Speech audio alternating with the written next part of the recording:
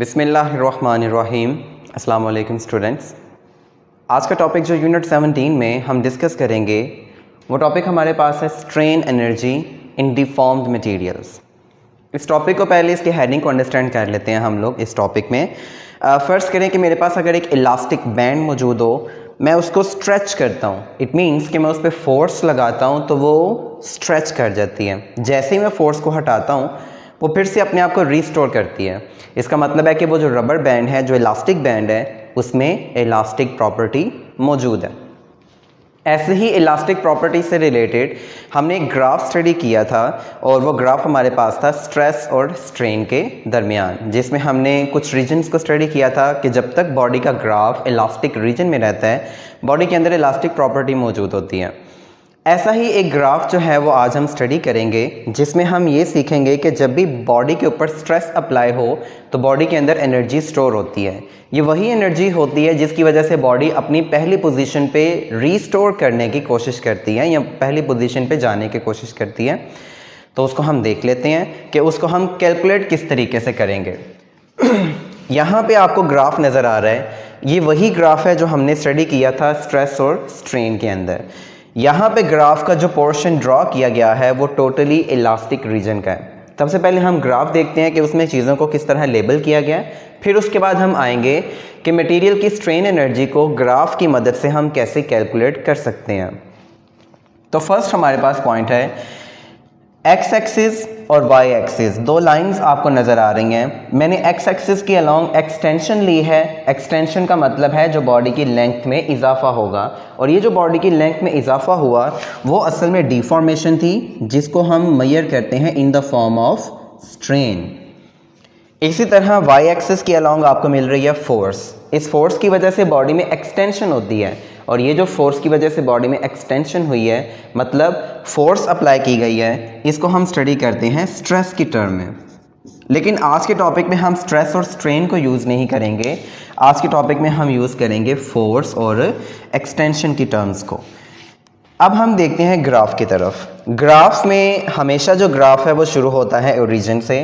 हम ये स्टडी करते हैं कि in the beginning of graph for every material, जो हमारे पास ग्राफ है वो बिल्कुल प्रोपोर्शनल लिमिट का बनता है, बिल्कुल एक स्लोप स्ट्रेट लाइन या एक इंक्लाइनेशन स्ट्रेट लाइन की फॉर्म में बनती है।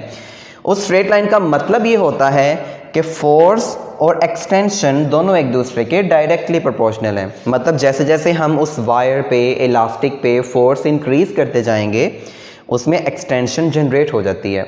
लेकिन यहाँ पे हम लिमिट लेंगे उसकी इलास्टिक लिमिट तक। आपको ग्राफ जो स्ट्रेट लाइन पे नज़र आ रहा है वो आपको ऑलमोस्ट नज़र आएगा ए, ओ, बी और बी से ऑलमोस्ट सी तक। सी के बाद वो कर्व शेप में जा रहा है मुसलसल। तो इस केस में फिर हमारे पास जो है लास्ट पॉइंट, जो हम ई की फॉर्म में डिनोट कर रहे हैं, ये पॉइंट हमारे पास होगा इलास्टिक लिमिट का पॉइंट। मतलब जो ग्राफ आज हम स्टडी करेंगे वो टोटली इलास्टिक रीजन का ग्राफ होगा। हमने यहाँ पे कैलकुलेट करना है एनर्जी को। एक बात याद रखिएगा कि हम एनर्जी को डायरेक्ट कैलकुलेट नहीं कर सकते, क्योंकि उसके लिए हमें फिर मैस, वेलोसिटी, इस तरह की चीज़ों को डिस्कस करना पड़ता है। उसका बेहतरीन हल ये होता है कि हम फिर वहाँ पे वर्क को कैलकुलेट कर लें, क्योंकि वर्क को कैलकुलेट करना हमारे लिए बाकी क्वांटिटीज़ की निस्बत कदरे आसान हो जाता है, और फिर हम वहीं से वर्क एनर्जी प्रिंसिपल को यूज़ करते हुए अपनी क्वांटिटी को एनर्जी के लिए कैलकुलेट करवा सकते हैं। तो यहाँ पे हम देखते हैं ग्राफ में कि एक्स एक्सिस के अलोंग मैं चूज़ करूँगा एक्सटेंशन को, वाई एक्सिस के अलोंग मैं चूज़ करूँगा फोर्स को। तो ग्राफ में मैंने फर्स्ट पॉइंट यूं कंसीडर किया कि हम लेट कर लेते हैं कि ग्राफ जो है उसकी वाई एक्सिस के अलोंग फोर्स है। मैं यहाँ पे वो फोर्स ड्रॉ कर देता हूँ सिंबल एफ की फॉर्म में। ये मेरे पास प्रोजेक्शन है वाई एक्सिस के अलोंग। इसी तरह इस फोर्स की वजह से बॉडी के अंदर एक छोटी सी एक्सटेंशन, जिसको यहाँ पर मैं एक रीजन की फॉर्म में इंडिकेट करता हूँ, वो मैं ड्रॉ कर देता हूँ। सिर्फ इतना सा पोर्शन है कि ये पोर्शन मेरे पास है डेल्टा एक्स, ये रीजन। मैं ये कहता हूँ कि फोर्स अप्लाई करने से बॉडी के अंदर एक्सटेंशन जनरेट हुई है इस तरह से। ये प्रोजेक्शन मैंने ली है वाई एक्सिस के अलोंग एफ, और इस फोर्स की वजह से बॉडी में इतनी सी एक्सटेंशन हुई है। मैं चाहता हूं कि मैं यहाँ पे एनर्जी को कैलकुलेट करूं, तो मैं सबसे पहले कैलकुलेट करूंगा वर्क को। अब वर्क के मुताबिक हम पढ़ते हैं अपनी डेफिनेशन, जो कि जनरली वायर की स्ट्रेचिंग के मुकाबले पे होगी। उसमें हम लिखते हैं work is actually equal to force multiplied by extension. यहाँ पे एक्सटेंशन जो है ये बिल्कुल एक डिस्प्लेसमेंट की तरह है, क्योंकि डिस्प्लेसमेंट में बॉडी खुद मूव कर रही होती है, लेकिन हमारे आज के टॉपिक के मुताबिक बॉडी जो है वो स्ट्रेच करेगी, इसलिए मैंने डिस्प्लेसमेंट की जगह एक्सटेंशन का वर्ड यूज़ किया। अब यहाँ पे हम देखते हैं फोर्स मैंने अप्लाई की है F, और जो मेरे पास डेल्टा x है वो क्या है, उतनी ही एक्सटेंशन है। मतलब मैं यहाँ पे अगर वर्क को कैलकुलेट करना चाहूँगा तो W जो है वो इक्वल आ जाएगा फोर्स मल्टीप्लाइड बाय एक्सटेंशन, और यही जो वर्क इस बॉडी पे एक्ट किया वही मेरे पास असल में एनर्जी है। तो देखें कि ग्राफ की मदद से हमने वर्क को कितनी आसानी से कैलकुलेट कर लिया। अब मैं इस रीजन को अलहदा से ड्रॉ करके बता देता हूँ, ताकि इस रीजन के मुताबिक भी हमारा ये फॉर्मूला आ सके। मैं इस रीजन को इस तरीके से ड्रॉ करता हूँ कि ये मेरे पास एक स्ट्रिप है जो ऑलमोस्ट रेक्टेंगुलर है। इसमें विड्थ मेरे पास आ जाती है डेल्टा x, और इसकी हाइट मेरे पास आ जाएगी फोर्स F के इक्वल। बिल्कुल इसी तरह फोर्स F, ये इसकी हाइट है, ये इसकी एक्सटेंशन है। अगर मैं इसका एरिया निकालूं तो ये मेरे पास एक रेक्टेंगुलर बॉडी की तरह कंसीडर होगी, और रेक्टेंगुलर बॉडी का जो एरिया है वो मेरे पास इक्वल होता है लेंथ मल्टीप्लाइड बाय विड्थ के, या आप इसको हाइट कंसीडर कर लें। वो आप जब भी करेंगे आपका आंसर ठीक होगा। यहाँ पे जो लेंथ है वो असल में फोर्स के लिए है, यहाँ पे जो ग्राफ में विड्थ है वो असल में एक्सटेंशन के मुताबिक है। तो ये आ जाएगी F multiplied by delta x, और फोर्स इंटू एक्सटेंशन हमने क्या लिखा हुआ है, वर्क। इसका मतलब है कि जब भी हम ग्राफ का एरिया कैलकुलेट करेंगे वो हमें क्या चीज़ प्रोवाइड करेगी, वर्क प्रोवाइड करेगी, और उसी वर्क को हम फिर कन्वर्ट कर देते हैं वर्क एनर्जी प्रिंसिपल के मुताबिक एनर्जी के इक्वल। तो इस तरह हम ग्राफ की मदद से एनर्जी को कैलकुलेट कर लेते हैं। अब हम चलते हैं, ये तो एक छोटी सी एग्जांपल थी आपको ये समझाने के लिए कि हम फॉर्मूला किस तरह लिखते हैं। अब आते हैं वापस अपने बेसिक पॉइंट की तरफ। इस F और L1, अब आप इसको भूल जाएं। अब आप यूं कंसीडर करें कि आपके पास जो है F1 और O से A तक एक एक्सटेंशन है L1। मतलब जैसे जैसे फोर्स F1 अप्लाई हुई तो F1 के मुताबिक ग्राफ जो है वो फर्दर इंक्रीज किया पॉइंट B तक।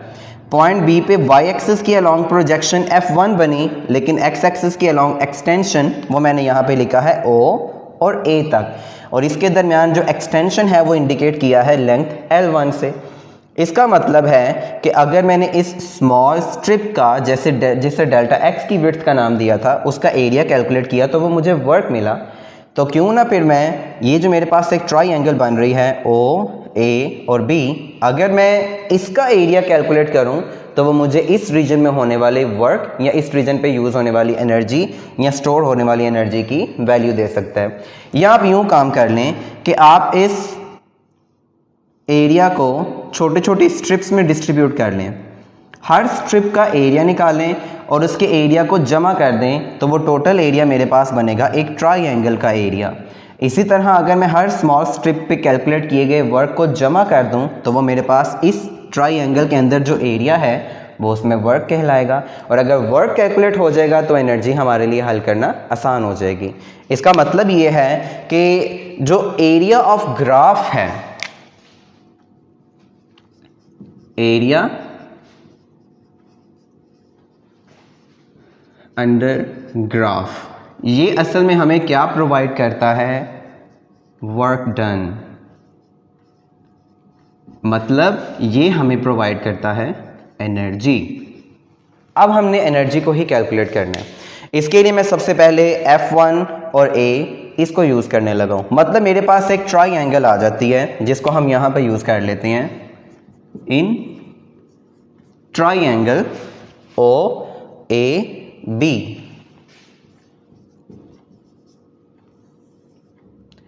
इस ट्राइंगल पे हमारे पास जो है वो ट्राइंगल किस तरह से बन रही है उसको हम देख लेते हैं। ये मेरे पास वो ट्राइंगल है ओ ए बी। ओ से ए तक जो एक्सटेंशन है उसको लिखा है L1, ए से बी तक जो लेंथ है उसको लिखा है F1। अभी अभी हमने ये चीज़ सीखी है कि एरिया अंडर ग्राफ वो किसके इक्वल है, वर्क डन, और वही हमारे पास क्या है, एनर्जी। इसका मतलब है कि अगर मैं ट्राइंगल का एरिया निकालूंगा तो वो मुझे असल में क्या बताएगा, उस रीजन पे होने वाले वर्क डन को या वहाँ पे मौजूद स्टोर्ड एनर्जी, ये कैलकुलेट करवाएगा। तो इन triangle O A B triangle का जो एरिया है वो किसके इक्वल आएगा, half of length multiplied by width के। मतलब आप इसको यूं कह लें O A multiplied by A B. और आप चाहें तो आप इनको इंटरचेंज भी कर सकते हैं क्योंकि मल्टीप्लिकेशन में हम ऑर्डर को इंटरचेंज कर लेते हैं। यहां पे मेरे पास है ओ ए इंटू ए बी। अब जो एरिया है वो असल में क्या इंडिकेट करेगा, वर्क को। तो यहां पे मैं फिर लिख दूंगा work is equal to half, O A किसको इंडिकेट कर रहा है, L1 को। ये मल्टीप्लिकेशन है, ये क्रॉस प्रोडक्ट नहीं होगा। ए बी किसको प्रेजेंट कर रहा है, F1 को, वो हमने यहाँ पे पुट कर लिया। तो अब आप देखें ये आपके पास जो एक रिलेशन आया है ये आपके पास है वर्क डन, और वर्क एनर्जी प्रिंसिपल के मुताबिक जिस बॉडी पे वर्क होता है उसी में क्या चीज़ स्टोर होती है, एनर्जी। तो हमारे पास वर्क की जगह फिर सिंबल आ जाएगा energy, that is equal to half of L1 multiplied by F1, और इसको हम बना देते हैं इक्वेशन 1। ये वो एनर्जी है जो हमने कैलकुलेट करनी थी हमारे टॉपिक के मुताबिक, strain energy in deformed materials. तो देखें कि हमने उसके लिए कोई प्रॉपर इक्वेशन नहीं यूज़ की, हमने सिर्फ और सिर्फ ग्राफ को अंडरस्टैंड किया, और ग्राफ को अंडरस्टैंड करने के बाद हमने यहाँ पे इक्वेशन पुट कर लिया। अब हम देखते हैं कि क्या हमारी ये जो इक्वेशन है हम उसको मज़ीद किसी आसान फॉर्म में और लिख सकते हैं। यहाँ पे तो हमारे लिए L1 का मतलब होगा एक्सटेंशन और F1 का मतलब होगा वो फोर्स जो बॉडी पे अप्लाई की गई थी, मतलब स्ट्रेस और स्ट्रेन, उसका हाफ। ये हमारे पास इस ग्राफ के मुताबिक एनर्जी का फॉर्मूला बना। अब इसी एनर्जी के फॉर्मूले को हम डिस्क्राइब करते हैं in terms of elastic constants. ये वही इलास्टिक कांस्टेंट्स हैं जिनके बारे में मैंने आपको कहा था कि इलास्टिक कांस्टेंट्स ऐसे एक्सप्रेशंस होते हैं जो कि स्ट्रेस और स्ट्रेन इनके दरमियान प्रोपोर्शनैलिटी को जाहिर करते हैं। तो इसी चीज़ को हम फिर आज स्टडी करते हैं कि एनर्जी को कैलकुलेट करते हैं in terms of elastic constant या मॉडुलस ऑफ इलास्टिसिटी। मैं यहां पे हेडिंग पुट कर लेता हूं in terms of elastic modulus. इसको अब हम यहां पे स्टडी कर लेते हैं कि एनर्जी को अब हमने कैलकुलेट करना है in terms of elastic modulus. अब इलास्टिक मॉडुलस की डेफिनेशन से हम स्टार्ट लेते हैं। इलास्टिक मॉडुलस के लिए मैं यहां पे यूज करूंगा सिंबल E, और ये हमारे पास इक्वल होता है स्ट्रेस ओवर स्ट्रेन के। हम इस इक्वेशन को मज़ीद आसान इस फॉर्म में भी लिख सकते हैं कि stress multiplied by 1 over strain. हम इसको ऐसे भी लिख सकते हैं। इस एक्सप्रेशन को भी सॉल्व करना इजी है, लेकिन इसको सॉल्व करना ज़्यादा आसान हो जाएगा हमारे लिए। वो किस तरीके से, मैं अभी इनकी जगह सब्स्टिट्यूशन करने लगा हूँ। बाय रिलेशन या बाय फॉर्मूला हम स्ट्रेस को इक्वल पुट करते हैं, stress is equal to force per unit area. हमारी प्रेजेंट केस के मुताबिक जो फोर्स है वो क्या है, F1, इसलिए यहां पे मैं पुट कर दूंगा F1। उसके बाद मल्टीप्लाइड बाय 1 ओवर स्ट्रेन हम लिखते हैं change in length over original length के। अब यहां पे अगर मैं इंडिकेट करूं कि ये जो मेरे पास स्ट्रेन को डिस्क्राइब करने के लिए change in length over original length होती है, यहां पे मैं एक फॉर्मूला आपको लिख देता हूं, change in length over original length. अगर मैं यहाँ पे ये इंडिकेट करूँ कि जो चेंज इन लेंथ है वो ग्राफ के मुताबिक O से A तक किसके इक्वल है, L1, तो चेंज इन लेंथ जो है वो तो मैं यहाँ पे लिख दूंगा L1। जो ओरिजिनल लेंथ मेरे पास है हम उसको फिर यहाँ पे लेट कर लेंगे कि वायर की ओरिजिनल लेंथ को हम इंडिकेट करते हैं कैपिटल L से। आप चाहें तो आप कोई और सिंबल भी यूज़ कर सकते हैं, स्मॉल l लिख सकते हैं, लेकिन यहाँ पे हमारे पास प्रेजेंट जो केस है जो कि हम ज़्यादा आसानी से हल कर सकते हैं, हमने सिंबल चूज़ किया है कैपिटल L। तो यहाँ पे हमारे पास जो स्ट्रेन है वो किसके इक्वल आ जाएगा, change in length L1 over original length capital L के इक्वल।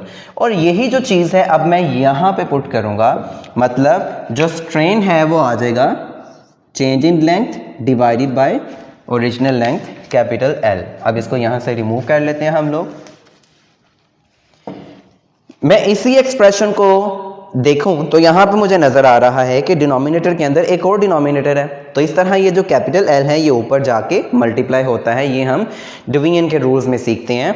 तो जो हमारे पास इलास्टिक मॉडुलस है फिर वो इक्वल आ जाएगा, elastic modulus E is equal to F1 over A multiplied by capital L ऊपर 1 से मल्टीप्लाई हुआ तो आ जाएगा कैपिटल L ओवर L1। ये मैंने सॉल्व किया है इलास्टिक मॉडुलस को। इस इलास्टिक मॉडुलस की वैल्यू को अब मैं सॉल्व करूंगा F1 के लिए। इस F1 की मुझे जो भी वैल्यू मिलेगी मैं उसको सब्स्टिट्यूट कर दूंगा इक्वेशन 1 में जहां पे F1 लिखा हुआ है, तो हमारे पास एनर्जी का फॉर्मूला एक और एक्सप्रेशन में डिराइव हो जाएगा, वो हम देख लेते हैं। मैं इसको सॉल्व करूंगा F1 के लिए। F1 के लिए सॉल्व करने का मतलब है कि F1 को इक्वल के एक साइड पे रहने देता हूं, बाकी एक्सप्रेशंस दूसरी तरफ ले जाता हूं। ये जो वेरिएबल्स हैं तो A डिवाइड कर रहा है, उधर जाके मल्टीप्लाई हो जाएगा, ये मेरे पास बनेगा EA, बल्कि आप इसको इस तरह से ही कर लें, समझने में आसानी हो जाएगी। EA L1 डिवाइड हो रहा है, ये भी उधर जाके मल्टीप्लाई, L इधर मल्टीप्लाई हो रहा है, इस तरफ आके कर देगा डिवाइड, और इस तरह ये सारे का सारा एक्सप्रेशन इक्वल आ जाएगा F1 के। मैं क्या करता हूँ, putting this value in equation 1, या फिर हम लिख देते हैं यहाँ पे एक statement, putting the value of force F1, बल्कि हम एरो लगा रहे हैं वो यूज़ नहीं किया, आप इसको सिंपली लेके चलें, putting the value of F1 in equation 1। Equation 1 में मैं F1 की वैल्यू लगाने लगा हूं, तो इक्वेशन 1 में मेरे पास है एनर्जी, और एनर्जी जो है वो मेरे पास किसके इक्वल आई थी, energy is equal to half of extension L1 जो कि मल्टीप्लाई हो रही थी किस एक्सप्रेशन से, F1 से। अब F1 की जगह ये वैल्यू लगाने लगा हूं, EA into L1 over capital L। अब ये सारा एक्सप्रेशन मल्टीप्लाई हो रहा है, L1 जब अंदर L1 से मल्टीप्लाई हो जाएगा तो एक्सप्रेशन हमें यहाँ पे मिल जाएगा half of EA into small L1 square over capital L के। अब आप देखें कि आपके पास ये एनर्जी कैलकुलेट करने का एक और फार्मूला जो है वो आ गया है, जिसमें आप यूज़ कर सकते हैं elastic modulus area under graph change in length का square divided by original length. तो इस तरह आप इक्वेशन को सॉल्व करके एक और फॉर्म में ले आए हैं, जिसको हम लिखते हैं इक्वेशन नंबर 2। ये जितना पोर्शन हमने सॉल्व किया है वो सिर्फ और सिर्फ इस एक ट्रायंगल के लिए है। अगर हम ग्राफ इसके बाद वाला देखें तो इसके बाद वाले ग्राफ में हमारे पास जो शेप आ रही है वो ट्रेपीजियम बन रही है। इसका मतलब है कि अगर मुझे इस रीजन पे एनर्जी को कैलकुलेट करना है तो सिर्फ और सिर्फ इस इक्वेशन को यूज़ करना पड़ेगा। इस इक्वेशन के मुताबिक वे चेंज कहाँ पे आएगी, इलास्टिक मॉडुलस मेरे पास ये तो कांस्टेंट होगा, ये चेंज नहीं करेंगे, जो ओरिजिनल लेंथ है ये भी चेंज नहीं करेंगे, जो एक्सटेंशन है वो हमें मिल जाएगी। जैसे यहाँ पे अगर मैं ग्राफ की बात करूँ तो A से D तक जो एक्सटेंशन है वो मैं लिख दूंगा L2। अब ये जो एक्सटेंशन है वो मेरे पास आ जाएगी इधर L2 स्क्वायर की फॉर्म में, और मुझे साथ में किस चीज़ की ज़रूरत पड़ेगी, एरिया की। इसका मतलब है कि अगर मैं ट्रेपीजियम का एरिया कैलकुलेट कर लूँ, उसके मुझे एक्सटेंशन भी मिल जाए L2, तो मैं इसी फॉर्मूले को यूज़ करते हुए अगले ग्राफ की जो एनर्जी है वो कैलकुलेट करूँगा। फिर अगर इस रीजन की बात कर लें, या यूँ कहें कि अगर मैं टोटल रीजन की बात करूँ, टोटल रीजन मेरे पास कहाँ से कहाँ तक बनता है, O, E और F। इसका मतलब है अगर इस कर्व के अंडर जो भी मेरे पास वैल्यूज़ हैं, मैं उसका एरिया कैलकुलेट कर लूँ, तो जो एरिया अंडर ग्राफ है वो मुझे इंडिकेट करेगा वर्क, और उसी वर्क से हम क्या सॉल्व कर सकते हैं, एनर्जी को।